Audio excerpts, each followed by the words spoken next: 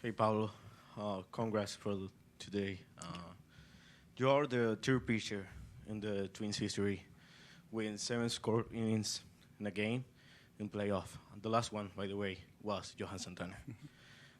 Besides, you are the fourth pitcher, Venezuelan pitcher, with the same results in playoff. How you feel with that? Well, I feel extremely honored and happy. These are the moments that sometimes as players, like we don't really understand that we have to cherish them because sometimes they're short, sometimes they don't come again. So yeah, I'm truly honored to be on a list. I'm always honored to be on any list that includes Johan Santana's name, and just really, really happy with it. We were able to come up with a good plan. We knew that today's game was extremely, extremely important, after losing the first one. So we came up with a good plan. We still wanted to be aggressive. Like, even though what happened yesterday already happened, we knew that we were just going to try to control what we could control today. And then it became about execution, and like things were going well, and I was able to execute the pitches that we needed to. And if we needed to make any adjustments, we were also able to bring that to the table. Go here in the front. Pablo, what does a guy like Carlos Correa do for the team before the game, but then after he performs the way he does?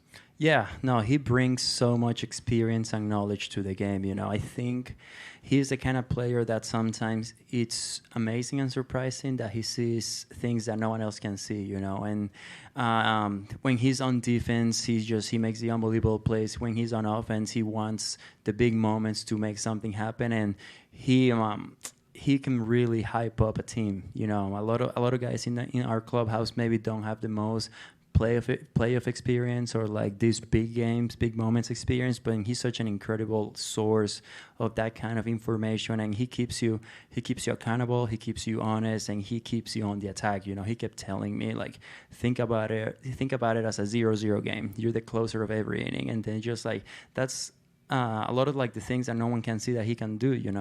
He keeps you like on the attack. He keeps you engaged into the game, and like when you see like it takes a guy to be engaged into the game to keep everyone like that. So I mean, Carlos Correa is just like as good as he gets as a leader, a player, and then a teammate. We'll go on the left here.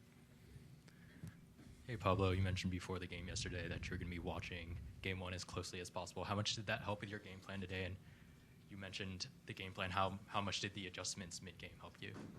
Yeah, no, obviously I paid a lot of attention. I was trying to watch every single pitch live, and then went back and rewatch it on iPads. And it was about like really understanding what kind of adjustment batters do, because as pitchers, we want to make adjustments pitch to pitch, while batters want to do the same thing. So like when you expand to a part of the zone, like what is the batter trying to do in the very next pitch? So like those are the kind of things that I try to pay attention to. And like I knew Jeffers catching yesterday and then catching today as well, like it was going to be a huge help, because then we were able to maybe like really harp on some things that maybe we didn't yesterday. So he did such a great job at mixing and matching, trying to remain as unpredictable as we could. Again, you have to do that against a lineup as deep as the Houston Astros lineup.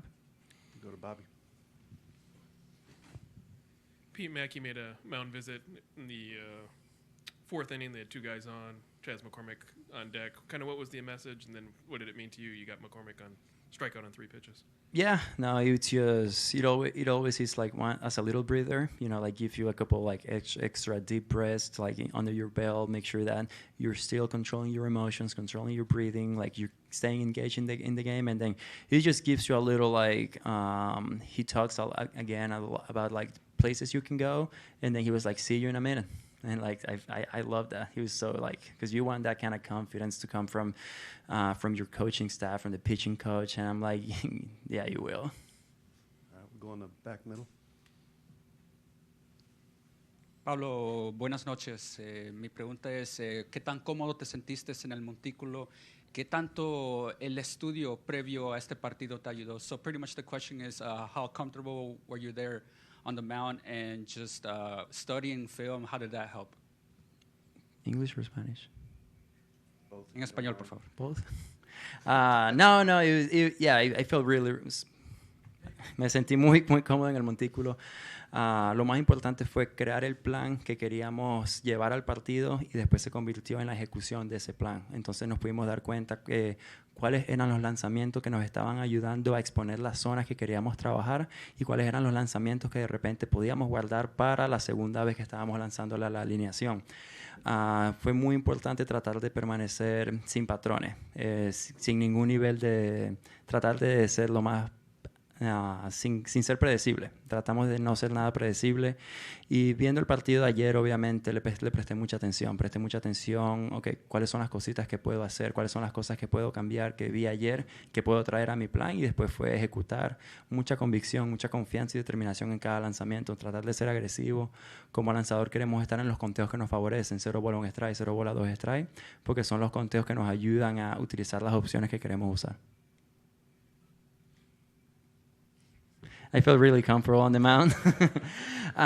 Yeah, we came up with a good plan. It was all about executing after that and really like trying to remain unpredictable. Again, against a lineup like that, you wanna keep a level of like not being predictable, and then like really use the pitches you wanna use to work on the areas that you wanna work. So like I was able to really pay attention to the game last night and understand like what are the pitches that can help me use this part of the play, and then like if we're able to notice any adjustment, then like really just like shift our eyes to the other side of the play. And like we just wanted to like, as pitchers, we want to get in the good counts, like the 0-1s, 0-2s, because then those are the counts that we are able to use every option that we work as pitchers.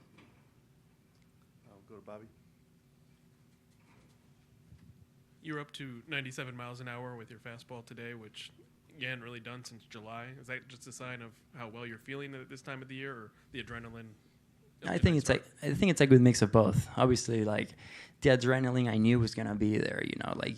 That every pitch matters a little bit more. You feel the juices going. You feel the crowd going against you, and like you want to find the perspective that will allow you to like flip that a little bit and maybe juice it to like juice you up, and then obviously like just the routine, like the day in, day out, doing the little things, like making sure that I have a good routine that I know like will put me in the best position, the best physical and mental like position to go out there and perform. So like I try to like take it as seriously as I can. Like I feel like routines sometimes they become kind of like a ritual, especially if you see that it allows you to, in my case, take the ball every 5 days and try to go out there and pitch with conviction. But yeah, like I was feeling really good today. The adrenaline was high and I was having fun on the mound. Go over on the right. Pablo, ¿tú crees que esta ha sido la salida más importante de tu carrera? Y otra pregunta, para que la gente en Venezuela sepa un poquito de lo que es el proceso de recuperación luego de lanzar. Cuéntales qué es eso que tienes en el brazo, cómo va ese proceso, porque en Venezuela usan es un poquito de hielo cuando terminan. Sí, no, yo creo que sí, 100% diría que ha sido la salida más importante en mi carrera en las grandes ligas hasta el sol de hoy, hasta ahora. Y la recuperación es muy importante y empieza inmediatamente cuando uno termina de lanzar. Uno quiere asegurarse de que ya el estrés que uno le pone a las fibras, a todas esas arterias, músculos, tendones que forman el brazo, conforman el brazo, uno quiere asegurarse que que uno las esté cuidando de una vez. Esto es una máquina que simplemente lo que hace es compresión, es restricción del flujo sanguíneo. Es como una máquina de recuperación. Simplemente bombea la sangre y, bueno, la sangre que va entrando simplemente tiene los glóbulos que uno necesita para la recuperación. Por favor.